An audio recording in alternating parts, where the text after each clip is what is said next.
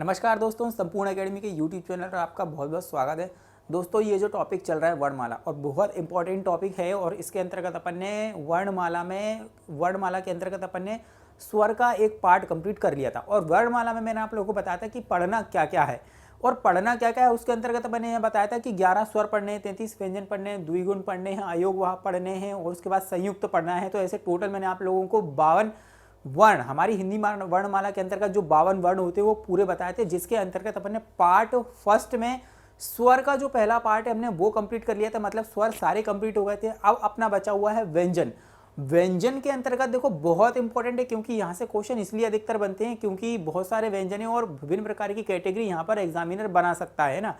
तो सबसे ज्यादा क्वेश्चन अगर वर्णमाला के अंतर्गत बात करूं तो व्यंजन के पार्ट से ही बनते हैं, और स्वर के पार्ट से तो बनते ही हैं, लेकिन व्यंजन के पार्ट से अधिकतर एग्जाम में जो है क्वेश्चंस बनते हैं, और अधिक मात्रा में व्यंजन से क्वेश्चंस बनते हैं। ठीक है, तो अपन एक एक करके चीजों को समझने की कोशिश करेंगे, है ना। अब मैं देखो एक एग्जांपल, एक डायग्राम आप लोगों के सामने बनाने की कोशिश करता हूं, और देखना उस डायग्राम से आप 100% व्यंजनों को याद कर लेंगे, रटने की जरूरत नहीं पड़ेगी। और आपको 100% के साथ में गारंटी से के साथ में ये दावा कर सकता हूँ, अगर आपको ये डायग्राम याद है तो एग्जाम में भले वो कोई सी भी एग्जाम हो, हर प्रकार की एग्जाम में कोई सा भी क्वेश्चन आपका वर्णमाला के अंतर्गत नहीं छूटेगा। आप उसको बहुत आराम से बना लोगे बहुत ही आराम से उसको बना लोगे बस वो डायग्राम आप लोगों को याद होना चाहिए। और ये गारंटी के साथ मैं आप लोगों को कह सकता हूं कि ये डायग्राम याद होने के बाद आपको कोई सा भी क्वेश्चन एग्जाम में नहीं बाहर जाएगा। सिर्फ और सिर्फ उस डायग्राम से ही, केवल उस डायग्राम से सारे व्यंजन आप लोगों को याद हो जाएंगे।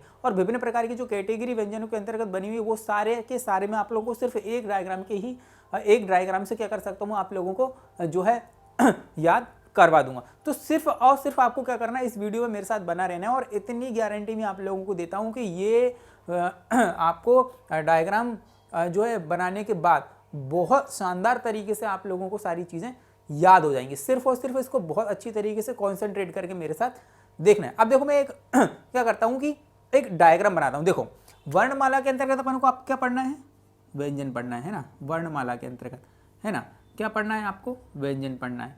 और व्यंजनों की संख्या कितनी होती है, 33 होती है। कितनी होती है व्यंजनों की संख्या, 33 होती है। अब इसके अंतर्गत अपन देखेंगे कि भाई कौन कौन से देखना है अपन को। देखो सबसे पहले अपन देखेंगे स्पर्श व्यंजन, और बहुत ही बेसिक से पढ़ाऊंगा मैं व्यंजनों। स्पर्श की संख्या होती है, स्पर्श व्यंजनों की संख्या होती है 25, और बहुत ही बेसिक से पढ़ाऊंगा मैं आप लोगों को। अभी ये भी बताऊंगा कि व्यंजन और स्वर में डिफरेंस क्या होता है, और व्यंजन की डेफिनेशन क्या होती है वो भी मैं आप लोगों को बताऊंगा। स्पर्श के बाद अगर हम बात करें अंतस्थ व्यंजन की, तो अंतस्थ व्यंजन की संख्या कितनी होती है, 4 होती है। कौन कौन से होते हैं अंतस्थ व्यंजन, वो होते हैं आपके य, र, ल और वा। उसके बाद अगर अपन बात करें संघर्षी या ऊष्मीय व्यंजन, इनकी संख्या होती है 4। कौन कौन से होते हैं आपके, श होता है, षटकोण वाला सा, सरोते वाला सा, और हा होता है। उसके बाद अगर अपन बात करें तो ये होते हैं आपके संयुक्त व्यंजन। संयुक्त व्यंजनों की संख्या कितनी होती है आपकी, 4 होती है। कौन कौन से होते हैं आपका, छत्रक, ज्ञा और श्रा। अब देखो का प्लस सा से मिलकर बना हुआ है ये, ठीक है। ता प्लस रा से मिलकर बना हुआ है ये, जो है आपका जा प्लस या से मिलकर बना हुआ है आपका, और सा प्लस रा से मिलकर बना हुआ है ये, ठीक है। आई बात समझ में, किस किस से मिलकर बने हुए। तो अब देखो स्पर्श के अंतर्गत मैंने आप लोगों को क्या बताया कि स्पर्श व्यंजनों की संख्या कितनी होती है। क्वेश्चन आएगा कि भाई स्पर्श व्यंजनों की संख्या कितनी होती है, तो 25। और ये कितने वर्गों में विभाजित होते हैं, 5 वर्गों में विभाजित होते हैं। का से लगाकर मा तक 5 वर्गों में विभाजित होते हैं, जिनकी संख्या कितनी होती है, 25 होती है। और एक एक चीज बहुत अच्छी तरीके से याद करवा दूंगा। अंतस्थ व्यंजनों की संख्या कितनी होती है, 4 होती है। हमसे पूछेगा संघर्षीय ऊष्मियों की संख्या कितनी होती है, तो 4 होती है। और संयुक्त की संख्या 4 होती है, सबकी 4 होती है। केवल स्पर्श व्यंजनों की संख्या 25 होती है, जो 5 आपके वर्गों में विभाजित होते हैं, का से लगाकर मा तक। अब एक एक करके बहुत अच्छी तरीके से मैं आप लोगों को समझाने की कोशिश करता हूं।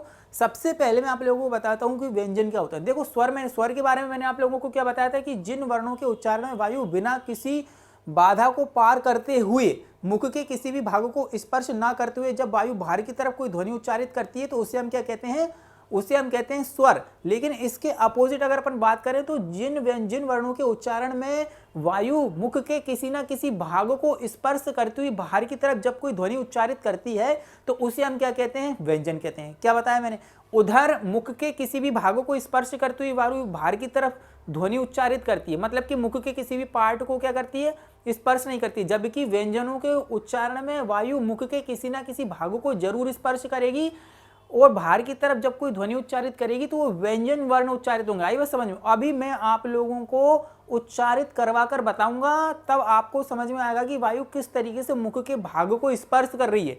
प्रैक्टिकल करके हम देखेंगे तब भी आप लोगों को समझ में आएगा, बस आप मेरे साथ बने रहो। अब देखो अपन बात करते हैं सबसे पहले व्यंजन की। तो व्यंजन की डेफिनेशन मैंने बता दी है आप लोगों को, ठीक है। अब उसके बाद अपन बात करेंगे स्पर्श व्यंजनों की। स्पर्श व्यंजनों का डायग्राम देखो कुछ इस तरीके से होगा। अब मैं आप लोगों को यहाँ पर डायग्राम बना के बताऊंगा, ठीक है। ये तो का से लगाकर अपन को माँ तक चलना है, तो का हो जाएगा नंबर 1 पे, का, खा, गा, घा और हना। और इसी डायग्राम से सारी चीजें आप लोगों को समझ में आ जाएंगी। 2, 3, 4 और 5। अंतस्तु को अपन थोड़ा सा ऊपर लिख देते हैं, या, रा, ला और वा। अब देखो मैंने क्या बताया था भाई, का से लगाकर माँ तक, ठीक है। हमको 25 स्पर्श व्यंजन देखना है देखो, और इन सब के नीचे लगा हुआ है हलंत, क्योंकि ये व्यंजन है और व्यंजन हमेशा स्वर की सहायता से उच्चारित किए जाते हैं। और जबकि हम यहाँ पर व्यंजन पढ़ रहे हैं इसलिए सबके नीचे मैंने क्या लगा रखा है, हलंत लगा रखा है। देखो चा, छा, जा, झंडे का और यहाँ, टा, ठा, डा, ढा और ना, ठीक है।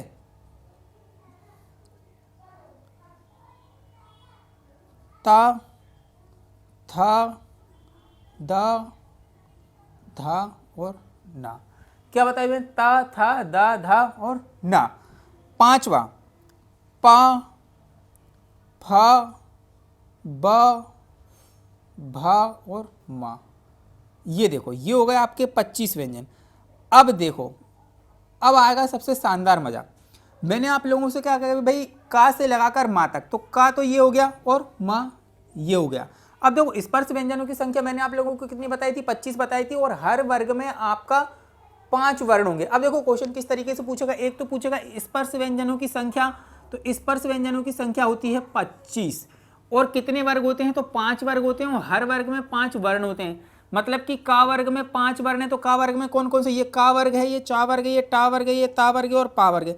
अब देखो का वर्ग के अंतर्गत कौन कौन से हो गया, का, ख, ग, घ और ङ, चा, छ, ज, झ और य। चा वर्ग के अंतर्गत 5 हैं, टा वर्ग के अंदर टा, ठ, ड, ढ और ना, ता वर्ग के अंदर ता, थ, द, ध और ना, पा, फ, ब, भ और मा। मतलब कि हर वर्ग में आपका क्या है, 5 अक्षर हैं। मतलब का वर्ग में 5 है, चा वर्ग में 5 है, टा वर्ग में 5 है, ता वर्ग में 5 है और प वर्ग में 5 है। अब देखो इसी डायग्राम से बहुत अच्छी तरीके से सिखाऊंगा। अब देखो स्पर्श व्यंजन, इसका नाम ही स्पर्श है, इसका नाम ही क्या है, स्पर्श है। और जब मैंने आप लोगों को डेफिनेशन बताई थी तो क्या बताई थी, मुख के किसी ना किसी भागों को स्पर्श करती हुई वाणी बाहर की तरफ जब कोई ध्वनि उच्चारित करेगी वह आपकी क्या कहलाएगी, जो है व्यंजन कहलाएंगे, और ये स्पर्श व्यंजन कहलाएंगे। अब देख रहा किस तरीके से, तो ये जो होता है आपका, ये होता है आपका कंठव्य, है ना, ये जो होती है आपकी कंठव्य, ये होती है आपकी तालव्य। अब सभी चीजें सिखाऊंगा, बस देखते चला ना, सारी चीज याद करा दूंगा। ये होते हैं आपके मूर्धन्य, ये होते हैं आपके ता, था, द, ध, ना, दंतोष्ठ, दंत, और ये होते हैं आपके ओष्ठ। आई बात समझ में, ये क्या होते हैं आपके ओष्ठ। अब देखो अपन एक एक करके देखेंगे, एक एक करके बहुत अच्छी तरीके से चीज़ों को समझने की कोशिश करेंगे। और यहाँ पर मैंने 1, 2, 3, 4, 5 क्यों लिखा है, ये भी आप लोगों को अब भी समझ में आ जाएगा। अब देखो अपन धीरे धीरे समझने की कोशिश करते हैं। देखो अपन इधर से समझते हैं, अब इधर से समझते हैं। सबसे पहले मैंने लिखा दिया है कि क, ख, ग, घ, ण, ये का वर्ग हो गया, इसके नीचे वाला चा वर्ग हो जाएगा, इसके नीचे वाला टा वर्ग हो जाएगा, ता वर्ग हो जाएगा, पा वर्ग हो जाएगा। अब यहाँ पर मैंने कंठ क्यों लिखा है, तालव्य क्यों लिखा है, मूर्धन्य क्यों लिखा है, दंत क्यों लिखा है, ओष्ठ क्यों लिखा है, ये इसीलिए लिखा हुआ है कि अब आपसे एग्जामिनर पूछेगा कि क ख ग घ ण कौन सी ध्वनियां हैं, कौन सी ध्वनियां हैं। मतलब कि जो कंठ है ना, ये जो का वर्ग है ना, जब वायु आपके मुख के कंठ को छूते हुए बाहर की तरफ जब कोई ध्वनि उच्चारित करती है उसे हम कहते हैं कंठव्य। तो जो का वर्ग है वो कंठव्य है, मतलब कि का वर्ग के वर्णों को उच्चारित करते हुए आपकी वायु कंठ से होती हुई, कंठ को स्पर्श करती हुई मुंह से बाहर की तरफ जब ध्वनि उच्चारित करेगी वह आपकी कंठव्य ध्वनियां कहलाएंगी। अब एग्जामिनर पूछेगा कि भाई कंठव्य ध्वनियां कौन सी हैं, तो का वर्ग समझ लेना कंठव्य है। का वर्ग क्या है, कंठव्य है। चा वर्ग, चा वर्ग की अपन बात करते हैं तालब। जब आपकी ध्वनि तालु को स्पर्श करते हुए बाहर की तरफ जब कोई ध्वनि उच्चारित करेगी वह क्या कहलाएगी, आपकी तालव्य। तालव्य क्या होता है, आपके मुख का अग्रभाग, वो क्या कहलाता है, आपके मुख का जो अग्रभाग होता है ना, ये एक नीचे वाला भाग होता है, एक जीभ के ऊपर वाला जो भाग होता है वह होता है आपका तालव्य। ठीक है, तो इन वर्णों को जो है उच्चारण करने में वायु तालव्य को स्पर्श करती हुई बाहर की तरफ जब कोई ध्वनि उच्चारित करती है तो वह क्या कहलाते हैं, आपके तालव्य कहलाता है। तो तालव्य के अंतर्गत चा छ जा झ या ये क्या हो जाएंगे, आपके तालव्य। आई बात समझ में। अब देखो, जैसे कि अगर अपन बात करें टा वर्ग, तो टा वर्ग में क्या हो जाएगा, मूर्धन्य। तो मूर्धन्य के अंतर्गत क्या हो जाएगा कि भाई जिन व्यंजन वर्णों के उच्चारण करने में वायु या आपकी जिह्वा एक झटके से नीचे की तरफ जब गिरती है तो वह क्या कहलाते हैं, आपके मूर्धन्य।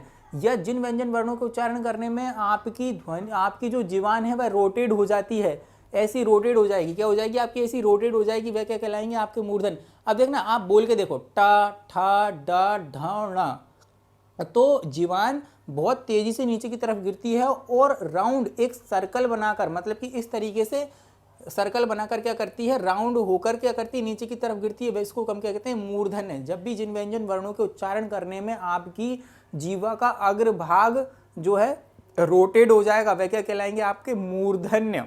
आई बात समझ में। अब बोल के देख लो ना, टा ठा डा ढ ण, सब में जीवान अग्रभाग हो जाएगा ना, वह क्या हो जाएगा, गोल घूम जाएगा, तो ये क्या हो जाएंगे, आपके मूर्धन्य। अब देखो दंत, तो जिन व्यंजन वर्णों के उच्चारण करने में आपकी जिह्वा का अग्रभाग दांतों को स्पर्श करेगा, समझना, जिन व्यंजन वर्णों के उच्चारण करने में आपकी जिह्वान का अग्रभाग दांतों को स्पर्श करेगा वह क्या कहलाएंगे, आपके दंत। तो देखो अब अपन इसको है ना बोल के देखते हैं, तो देखना, त थ द ध न, तो इन व्यंजन वर्णों को उच्चारण करने में आपकी जीवान का जो अग्रभाग है ना वह आगे के दांतों को स्पर्श कर रहा है। दोस्त बात आ रही समझ में। तो मैंने क्या बोला कि भाई ये त थ द थ न क्या हो जाएंगे, ये हो जाएंगे आपके दंतोष्ठ। अब देखो ओष्ठ, ओष्ठ क्या होते हैं कि जिन व्यंजन वर्णों के उच्चारण करने में आपके मुख के जो ऊपर नीचे के जो होंठ है ना वो स्पर्श करेंगे, बिना स्पर्श किए आप उन वर्णों को उच्चारण कर ही नहीं सकते। दोस्त आप करके देखो। देखो अगर अपन बात करते हैं प फ ब भ और म, इन व्यंजन वर्णों को उच्चारण करने में आपके मुख के जो होठ है ना वो आपस में क्या कर रहे हैं, स्पर्श कर रहे हैं मेरे दोस्त, क्या कर रहे हैं, स्पर्श कर रहे हैं, है ना, तो वह क्या कहलाएंगे, आपके ओष्ठ कहलाएंगे। अब आपसे क्वेश्चन किस तरीके से पूछेगा कि भाई दंतोष्ठ कौन से हैं, आप बोल के देख लेना, ता था दा धा ना, दंत आगे की भागों को स्पर्श कर रहे हैं, कंठ, तो का वर्ग जो हो जाएगा आपका कंठ हो जाएगा, चा वर्ग तालव्य हो जाएगा, मूर्धन्य में हो जाएंगे आपके जो भी आपकी जीवान का आगे का भाग रोटेट हो जाएगा वो।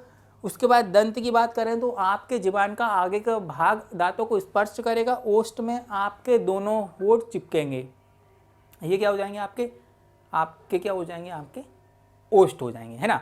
तो क्वेश्चन आप कहीं से भी पूछ ले, आप 100% बनाओगे, आपको ये डायग्राम याद है, आप 100% क्या कर लोगे, आप क्वेश्चंस बना लोगे, है ना। अब देखो आगे की तरफ बात करते हैं, आगे की अगर अपन बात करते हैं अब क्वेश्चन किस तरीके से और आएंगे।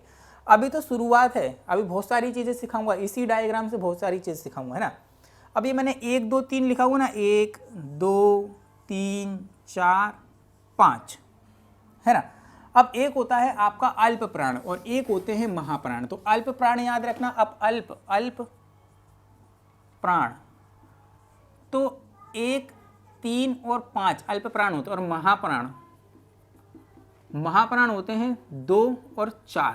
अब अल्प प्राण समझ लो, महाप्राण समझ लो। अब देखो, जिन व्यंजन वर्णों के उच्चारण करने में वायु अधिक मात्रा में निकलेगी और समय अधिक लगेगा, ठीक है, उन्हें हम क्या कहेंगे, महाप्राण।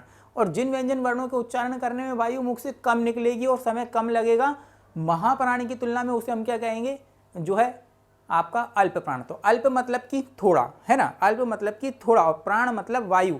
अब देखो क्वेश्चन किस तरीके से बनाया था, उसने एग्जाम में आपसे पूछा था कि प्राण का मतलब क्या होता है। तो प्राण का मतलब होता है वायु, क्या होता है, वायु। और अल्प मतलब थोड़ा, ठीक है, मतलब कि जिन व्यंजनों को उच्चारण करने में वायु मुख से कम निकलेगी और समय कम लगेगा, उसको हम क्या कहेंगे, अल्प प्राण। तो अल्प प्राण समझ लो 1, 3 और 5। अब देखो क्या होते हैं, 1 पर क्या लिखा हुआ है, का, 3 पर क्या लिखा हुआ है, गा, और 5 पर क्या लिखा हुआ है, ना। ऐसे अगर अपन बात करें, 1 पर क्या लिखा हुआ है, चा, 3 पर क्या लिखा हुआ है, जा, 5 पर क्या लिखा हुआ है, यहाँ। तो 1, 3 और 5वां जो वर्ण होगा वह क्या कहलाएगा, आपका अल्प प्राण। अल्प प्राण कौन से हो जाएंगे, 1, 3, 5, और महाप्राण क्या हो जाएंगे, 2, 5, 2, 4। तो क, देखो अब अल्प प्राण की अगर अपन बात करें तो क, समय कम लग रहा है, मुख थोड़ा सा खुल रहा है और वायु थोड़ी सी निकल रही है। जैसे कि अगर अपन बात करें खा, तो खा में वायु ज़्यादा निकल रही है और समय ज़्यादा लग रहा है अल्प प्राण की तुलना में। तो जिन व्यंजन वर्णों के उच्चारण करने में वायु कम निकलेगी, समय कम निकलेगा, अल्प प्राण। और जिन व्यंजन वर्णों के उच्चारण करने में वायु ज़्यादा निकलेगी, समय ज़्यादा निकलेगा, तो वह क्या कहलाएंगे, आपके महाप्राण कहलाएंगे। आपको अगर कन्फ्यूजन हो रहा है तो आप क्या करेंगे, मुख से जो है आप उच्चारित करके देखेंगे। आप अगर ना ही भी याद रखते हो इन चीज़ों को तो कोई दिक्कत नहीं है, आप उच्चारण करके देख लो। देखो किस तरीके से 1, 3, 5 अल्प प्राण है, तो 1, 3, 5 अल्प प्राण याद रखो। अगर क्वेश्चन पूछेगा कि निम्नलिखित में से अल्प प्राण कौन सा है या महाप्राण कौन सा है, आपकी नज़रों के सामने ये डायग्राम रहेगा कि भाई 1, 3, 5 अल्प प्राण है और 2 और 4 महाप्राण है, तो आप बहुत अच्छी तरीके से चीज़ों को कर लोगे, रटने की जरूरत नहीं पड़ेगी। 1, 3, 5 अल्प प्राण, 2, 4 महाप्राण। अब देखो एक चीज और होती है आपकी सघोष और घोष, एक होते हैं आपके अघोष। अब देखो ये क्या होते हैं, अगर अपन बात करें भाई सघोष और घोष की, तो वो क्या होते हैं आपके 3, 4 और 5 घोष, और इसी को हम कहते हैं सघोष। तो ये क्या होते हैं आपके 3, 4 और 5, ये होते हैं आपके सघोष। अब देखो 3, 4, 5 ये क्या हो जाएंगे, आपके सघोष हो जाएंगे। क्या हो जाएंगे, सघोष या घोष। और 1 और 2 क्या हो जाएंगे आपके, ये हो जाएंगे आपके अघोष। ठीक है, अघोष क्या हो जाएंगे आपके 1 और 2। अघोष की अगर अपन बात करें तो अघोष क्या हो जाएंगे 1 और 2। अब देखो सघोष और अघोष समझ लो क्या होते हैं कि भाई जिन व्यंजन वर्णों के उच्चारण में आपकी स्वर तंत्रियों में अगर नाद उत्पन्न होगा तो वे क्या कहलाएंगे, घोष या सघोष। क्या कहलाएंगे भाई, जिन व्यंजन वर्णों के उच्चारण में आपकी स्वर तंत्रियों में जो है नाद उत्पन्न होगा, एक गूंज उत्पन्न होगी, वे क्या कहलाएंगे आपके घोष या सघोष। अब नाद उत्पन्न हो रहा है नहीं हो रहा है ये उससे हमको कोई लेना देना नहीं है भाई, हमको ये याद रखना है कि सघोष क्या होते हैं और अघोष क्या होते हैं। तो सघोष या घोष एक ही होते हैं 3, 4, 5। तो ये जो आपका तीसरी रो दिख रही है, चौथी रो दिख रही है और 5वीं रो दिख रही है, ये क्या हो जाएंगे आपके भाई सघोष या घोष। और पहले 1 या 2 ये क्या हो जाएंगे आपके घोष। अब आपसे अगर पूछता है अल्प प्राण क्या है, 1, 3, 5, महाप्राण क्या है 2 और 4, सघोष और घोष कौन से हैं तो 3, 4, 5, और घोष और अघोष कौन सा है 1 और 2। अब आपको कोई सा भी क्वेश्चन पूछ ले कि भाई कंठ भी क्या होता है तो कावर गए, ताला भी कौन सा है तो चावर गए, दंत कोष्ठा है तो ता था दा धा ना, ठीक है तावर गए।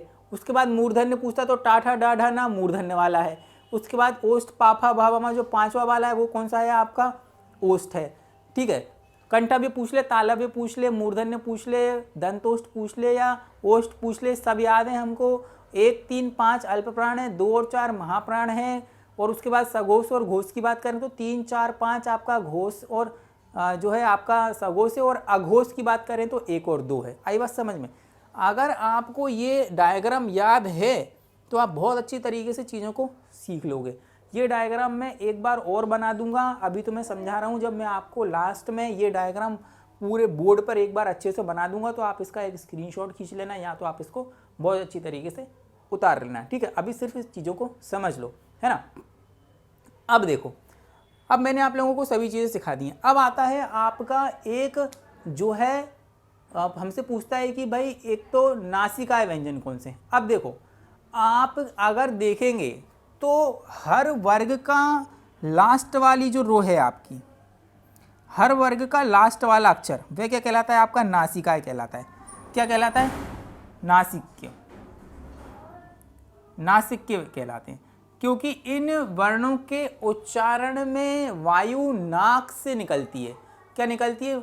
आपकी ध्वनि नाक और मुंह से निकलती है। तो ये क्या कहलाते हैं भाई? नाक से ध्वनि उत्पन्न होगी तो ये नासिकाएं कहलाएंगे। जैसे कि अगर अपन बात करें, देखो टा ठा का खा गा घा ना, ना की अगर बात करें, नाक से ध्वनि निकल रही है। इया नाक से निकल रही है, ना नाक से निकल रही है, न नाक से निकल रही है, म नाक से निकल रही है। तो ये जो आपकी हर वर्ग का जो लास्ट वाला अक्षर है वह क्या कहलाता है? आपका क्या कहलाता है? वह आपका नासिकाय कहलाता है। आई बात समझ में? क्या कहलाता है? आपका नासिकाय कहलाता है। अब अपन आगे की तरफ चलते हैं। देखो मैंने बहुत सारी चीज़ें इस डायग्राम में कंप्लीट की और अपन आगे की तरफ चलते हैं, है ना। आगे की तरफ चलते हैं, आगे की तरफ देखते हैं। अब अपन देखते हैं कि भाई अंतस्थ व्यंजन क्या होते हैं, है ना।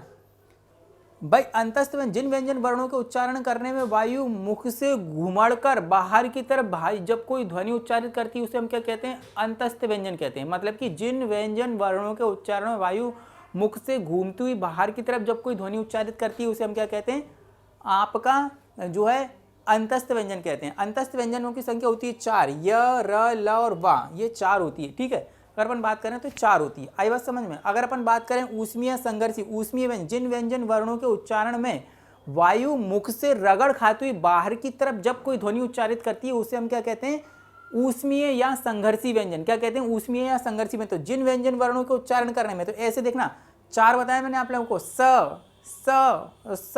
और एक बात आप लोगों को बता दूं, ये जो तीनों तरीके के हैं इनकी प्रोनाउंसिएशन करना बेहद मुश्किल है और सभी आप करोगे ना तो सभी के प्रोनाउंसिएशन एक जैसे ही निकलते हैं। आई बात समझ में? लेकिन आप अगर न्यूज़ एंकर जो टीवी कलाकार हो गए, आप देखना बहुत अच्छी हिंदी का प्रयोग करते हैं, वो बोलते हैं न्यूज़ एंकर, क्योंकि इतनी बड़े इंटरनेशनल या नेशनल टीवी पर अगर वो डिबेट कर रहे हैं या एंकरिंग कर रहे हैं, या कोई हमारा सिंगर अगर जो गीतकार होता है वो भी बहुत अच्छी तरीके से इन स्वरों का और इन व्यंजनों का उच्चारण करना जानता है। लेकिन आप जैसे लोग या हम जैसे लोग कहीं कहीं गलत हो सकते हैं, लेकिन वो लोग गलत नहीं हो सकते हैं। जैसे कि अगर अपन बात करें स और स, तो ये 3 तरीके के सा हैं। एक सनोते वाला है आपका, एक षटकोण वाला है और एक शक्कर वाला है और एक ह। ये जो 4 होते हैं ये आपके कौन से व्यंजन होते हैं? ऊष्मीय या संघर्षी, जिनके उच्चारण में वायु मुख से जो है रगड़ते हुए बाहर की तरफ ध्वनि उच्चारित करती है। जीभ से रगड़ती हुई वायु बाहर की तरफ ध्वनि उच्चारित करती है, उसे हम क्या कहते हैं? आपका ऊष्मीय या संघर्षी व्यंजन। अब देखो संयुक्त व्यंजन, दो जो है आपके असमान स्वरों से मिलकर बने होंगे, वे क्या कहलाएंगे? आपके संयुक्त व्यंजन। जैसे कि हमने संयुक्त स्वर देखे थे वैसे ही अपने संयुक्त व्यंजन। और वर्णमाला के अंतर्गत सबसे फेवरेट क्वेश्चन है व्यापम का, जो व्यापम से हर बार पूछता है। लेकिन इसमें आप गलती कहाँ करोगे? यहाँ बच्चा गलती कहाँ करेगा वो मैं आप लोगों को बताऊंगा। आप ऐसी गलती करके मत आना, आप रट के मत जाना, आप समझ के जाना। अब देखो जो छ किस किस से मिलकर बना हुआ है? का प्लस सा से मिलकर बना हुआ है। अब देखो अगर वो पूछेगा कि भाई का किस किस से मिलकर बना हुआ है, तो भाई छा किस किस से मिलकर बना हुआ है वो हमसे पूछेगा। तो का प्लस सा से मिलकर बना हुआ है, तो आपको पहला ऑप्शन वो क्या देगा? आपको पहला ही ऑप्शन वो क्या दे देगा? ये वाला दे देगा। और आप पहले ही ऑप्शन देख लोगे भाई का प्लस सा से मिलकर बना हुआ है, लेकिन ये गलत है। मैंने क्या बताया कि भाई का प्लस सा, तो हलंत पहले किस में लगा हुआ है? का में लगा हुआ है। वैसे ही ता प्लस रा की बात करें तो ता प्लस रा की अगर बात करें तो जिसमें पहले हलंत लगा होगा वही आपका आंसर होगा। जैसे कि ज्ञा की बात करें तो जा प्लस या, तो जा में हलंत लगा होगा। तो इसमें सीक्वेंस फॉलो करता है दोस्त, इसमें सीक्वेंस फॉलो करता है। आपसे जब भी पूछेगा तो आप ये ऑप्शन ही लगा के आना जिसमें आगे वाले में हलंत लगा हो, है ना।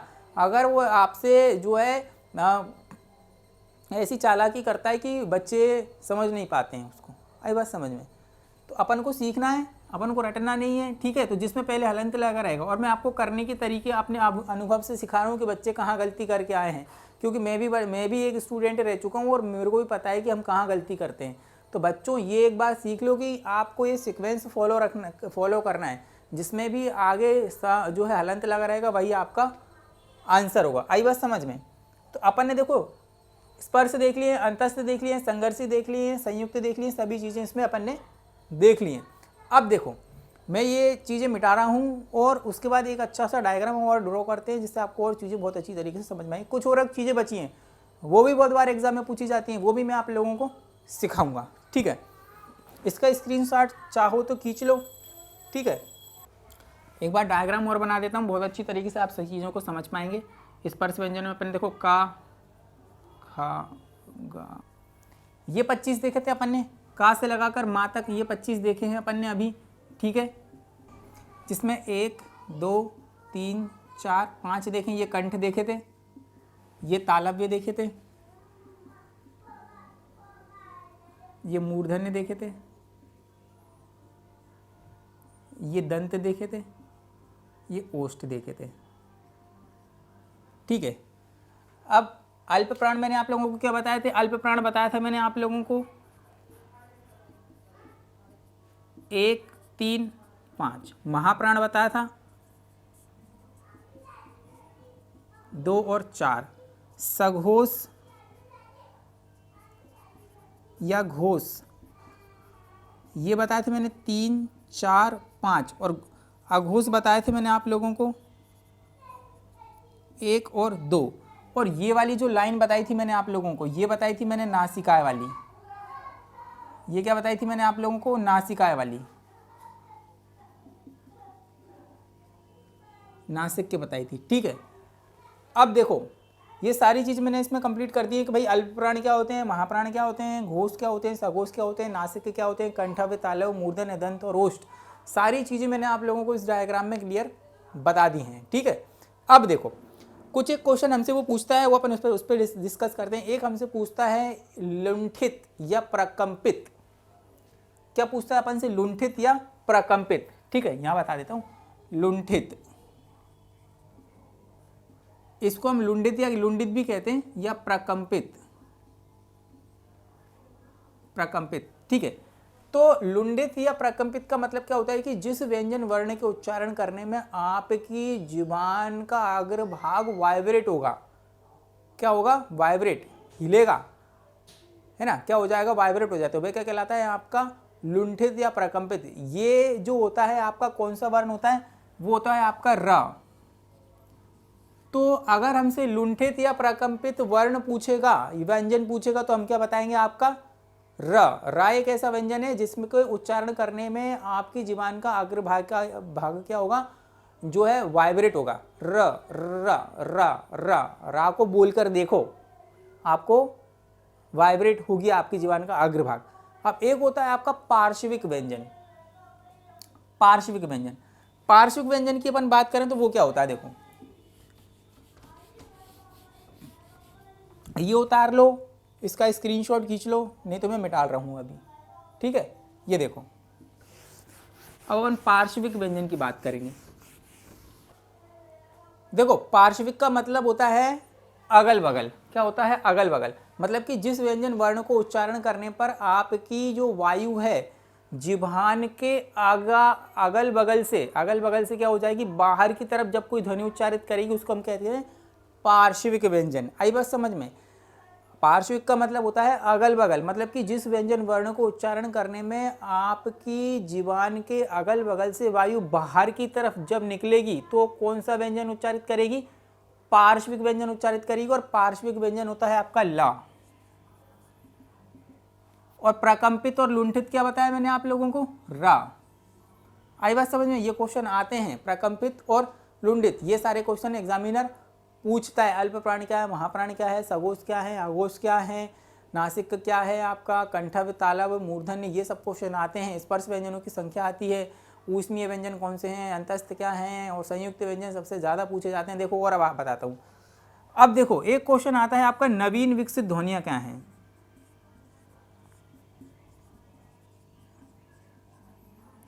तो आपकी क, ख और ग ये नवीन विकसित ध्वनियाँ हैं। लोगों का ऐसा मानना है कि ये हिंदी वर्णमाला के अंतर्गत नहीं थी, इनको किसी दूसरी जो है एडॉप्ट किया गया, इसलिए नवीन विकसित ध्वनियाँ हैं। आई बात समझ में? तो हमसे अगर पूछेगा प्रकंपित तो रा है, लुंठित पूछेगा तो रा है, पार्श्विक पूछेगा तो ला है। आई बात समझ में। और अगर नवीन विकसित ध्वनियाँ पूछेगा तो क्या है आपकी, जो है आपकी क ख गा। एक क्वेश्चन पूछता है द्वित व्यंजन क्या होते हैं।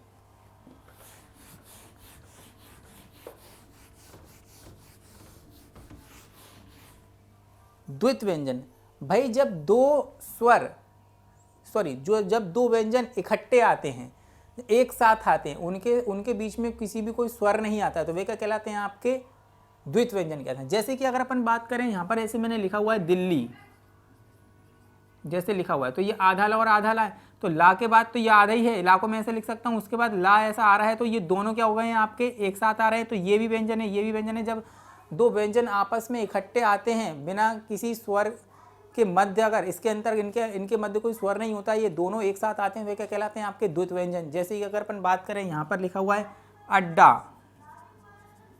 देखो ये भी आधा है, उसके बाद ये फिर हमको आधा मिल गया, तो ये क्या हो जाएगा आपका द्वित व्यंजन। जैसे कि अगर अपन बात करें जैसे कि अगर अपन बात करें बच्चा,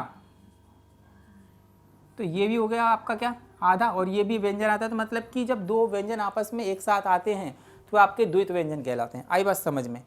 तो ये बहुत सारी चीज़ें मैंने आप लोगों को वर्णमाला के अंतर्गत सिखाई हैं, और मुझे उम्मीद है कि इस वीडियो को देखने के बाद आपको सारी चीज़ें याद हो जाएंगी, व्यंजन क्या होते हैं, कितने प्रकार होते हैं, और सभी चीज़ें, ये डायग्राम आपके दिमाग में छप गया होगा, ऐसी मुझे उम्मीद है। और अगर आपने ये वीडियो एक बार कंसंट्रेट करके देख लिया, तो मैं आप दावे के साथ कह सकता हूँ कि व्यंजन के अंतर्गत कोई सा भी क्वेश्चन अगर आता है तो आप बिल्कुल गलत करके नहीं आओगे, अगर आपको वो डायग्राम याद है तो ज़रूर से ज़रूर इसको बहुत अच्छी तरीके से कंसंट्रेट करके इसको देख लेना। मैंने बहुत सारी चीज़ें नई भी सिखाई हैं इसमें, द्वित व्यंजन भी बताया, पार्श्विक क्या होता है, लुंठित भी क्या होता है, ठीक है, ये सारी चीज़ें अपन ने आपको डिस्कस की हैं, ठीक है। अब होता है, देखो अब वर्णमाला के अंतर्गत चीज़ क्या बची, अब वर्णमाला के अंतर्गत सारी चीज़ें कंप्लीट हो गई हैं अपनी। एक आता है आपका द्विगुण व्यंजन। द्विगुण क्या होता है आपका, द्विगुण, इसे ही अपन उत्क्षिप्त कहते हैं। एक ढा होता है और एक ढा होता है, ये होते हैं आपके उत्क्षिप्त। क्या होते हैं, उत्क्षिप्त व्यंजन।